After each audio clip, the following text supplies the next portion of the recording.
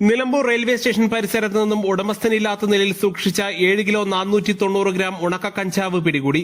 Palakkad railway division crime prevention and detection സ്ക്വാഡിലെ ഉദ്യോഗസ്ഥരും Nilambur RPF ഉദ്യോഗസ്ഥരും Nilambur excise range inspector TH ഷെഫീഖും സംഘവും സംയുക്തമായി നടത്തിയ പരിശോധനയിലാണ് കഞ്ചാവ് ലഭിച്ചത്. ഉച്ചയ്ക്ക് 1:30 പരിശോധന നടത്തിയത്. നിലമ്പൂർ റെയിൽവേ സ്റ്റേഷനിലെ 1ഉം 2ഉം പ്ലാറ്റ്ഫോമുകളെ തമ്മിൽ ബന്ധിപ്പിക്കുന്ന റെയിൽവേ ഫുട് ഓവർ ബ്രിഡ്ജിനോട് ചേർന്ന് 2ാം പ്ലാറ്റ്ഫോമിൽ സ്ഥാപിച്ചിട്ടുള്ള ഇലക്ട്രിക് പോസ്റ്റിന് സമീപമാണ് കഞ്ചാവ് സൂക്ഷിച്ചിരുന്നത്. നിലമ്പൂർ റേഞ്ച് ഓഫീസിൽ NDPS crime number 41/2025 case register ചെയ്യുകയും തൊണ്ടിമുതലുകൾ ബന്ദോബസ്തിലെടുത്ത് തുടർ നടപടികൾക്കായി നിലമ്പൂർ എക്സൈസ് റേഞ്ച് ഓഫീസിന് കൈമാറുകയും ചെയ്തു.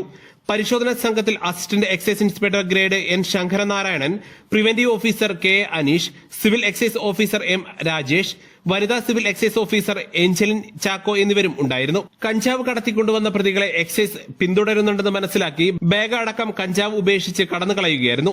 പ്രതികൾക്കായി അന്വേഷണം ആരംഭിച്ചിട്ടുണ്ടെന്നും ഉടനടി പിടികൂടാനാകുമെന്നും Nilambur excise inspector TH Shafeeq അറിയിച്ചു. News now Nilambur.